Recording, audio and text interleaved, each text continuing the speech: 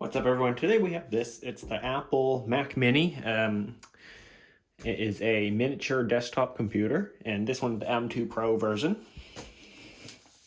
As the specs here say, it's the Mac Mini 12-core CPU, 19-core GPU with 32 gigabytes of RAM, a terabyte of SSD storage, and the 10 gigabit Ethernet. My plan allows me to go up to 1400 megabits per second. So, although I don't have any Ethernet ports within close reach, so that upgrade was a little useless. Hopefully one day I'm within closer reach of an Ethernet port. Here's the Mini itself.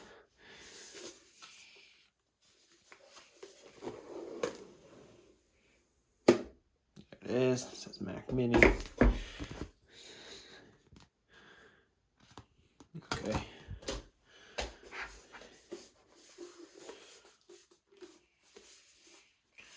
And this is the ports. Look at that. I plan to have 3 monitors, all 4K. And I wonder if this can support anything over 60 hertz. There's the massive heatsink vent. 4 Thunderbolt ports. I think they're Thunderbolt 4. An HDMI port. 2 USB 3 ports. Yep, I think they're USB 3. Power. And the Ethernet. That's why I paid an extra, $100 for? Hope it was worth it.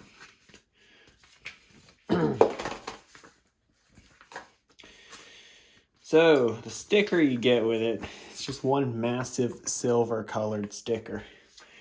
Here it is next to the Mini for scale. And then, conveniently, a penny. And then a penny for scale. The normal Apple stickers usually aren't this big.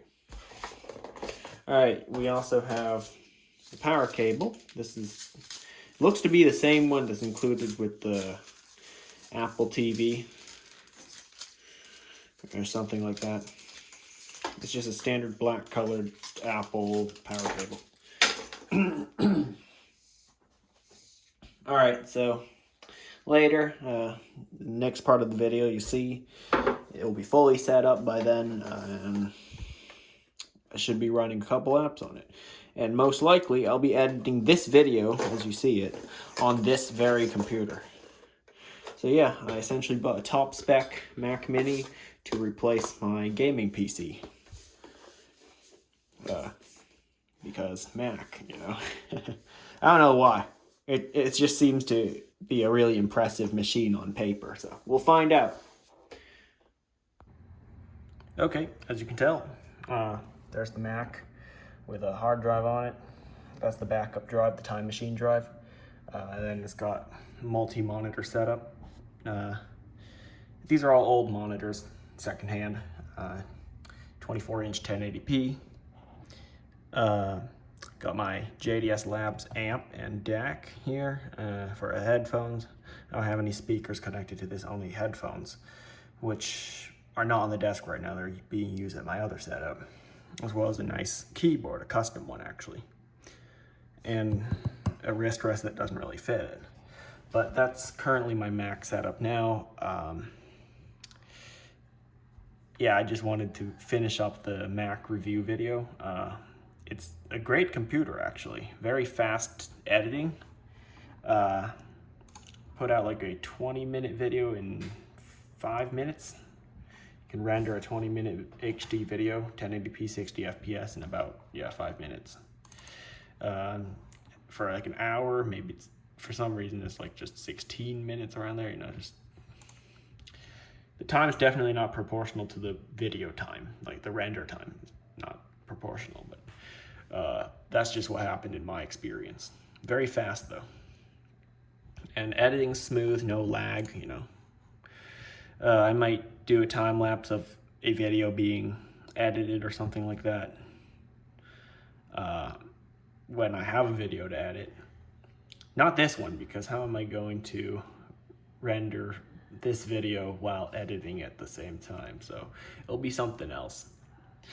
So that means I gotta find something else to film. I think I do have something else to film. Some old videos that I want to wrap up that I've been holding off for many, many months. So yeah, we'll have a look at more things later. Okay, as you can tell, it's currently updating. And some things I do like about this Mac, you can connect any monitor you want to it, as long as it's compatible. You can use an adapter. I actually had to use an adapter for this setup because the HP monitor to the left is only DVI or VGA, so I had to use the HDMI to DVI converter and plug it in, so it works. So that's good. The other two are just over HDMI, and I did have to use another adapter for that, which is USB-C to HDMI. So I used 2 of the Thunderbolt 4 ports on the back. Is it Thunderbolt 4 or 3? I think it's 4. I think. And convert them to HDMI, so it's running 1080p, 60 FPS. 60 hertz, I should say. The backup drive is pretty good for a Mac, at least. This is not the first Mac I've owned, so I've used backup drives before. They're pretty good with Macs. And I also like the compact size of this, of the Mac. Here's my mouse next to it. So that's how big it is compared to a mouse. What I don't like is the lack of regular USB ports. We haven't fully transitioned away from Type A yet. So I think they should at least include 4 of those. Yes, I know, I have some USB hubs back there. I'm not sure if you can see them, but they're USB Type A hubs. I think I converted one of the USB Type A into 4 of them because I just have that many devices. Sure, Type C is good, but I think if they stacked the USB slots, USB ports like vertically and not horizontally, they could fit 4 of them, but no, they did it in a horizontal way. Let me try to show you that.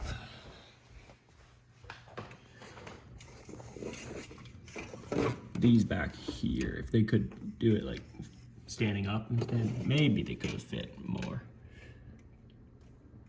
And same for the Thunderbolt ones. They had them vertical.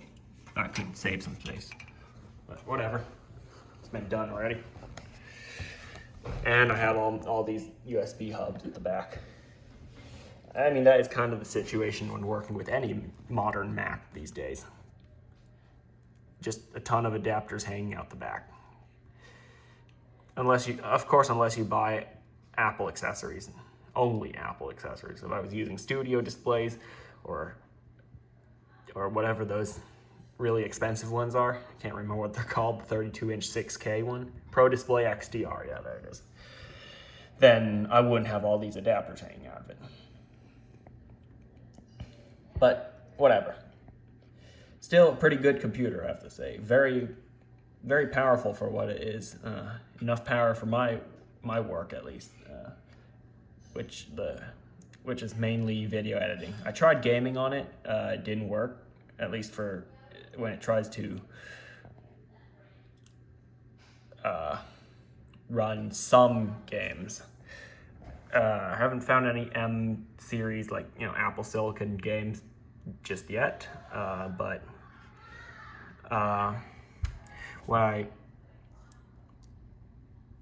hold on, got distracted. I tried running some games from the Epic Games store on this thing. Didn't run that well. It ran better on my Intel-based Mac without much issue. So yeah, not a gaming computer just yet. Maybe more people make games for Apple Silicon. Anyway, it is a great editing computer though, and it's a very small one. I can take it anywhere if I need to. It just needs to have power, a monitor, a mouse, and keyboard ready for me, and then I can plug that in.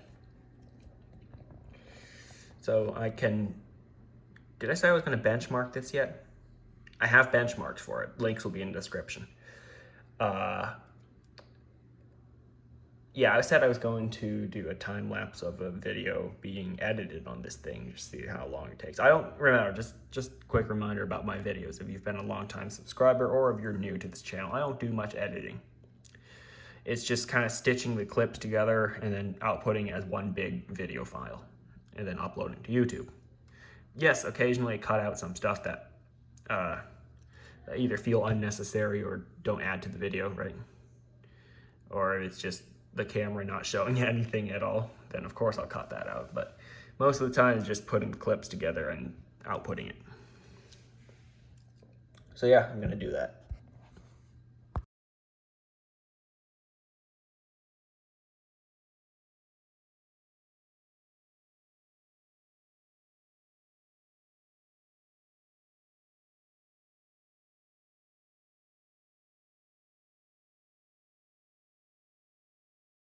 And we are done in 4 minutes, 31 seconds for a 14-minute video. So there it is. Thanks for watching.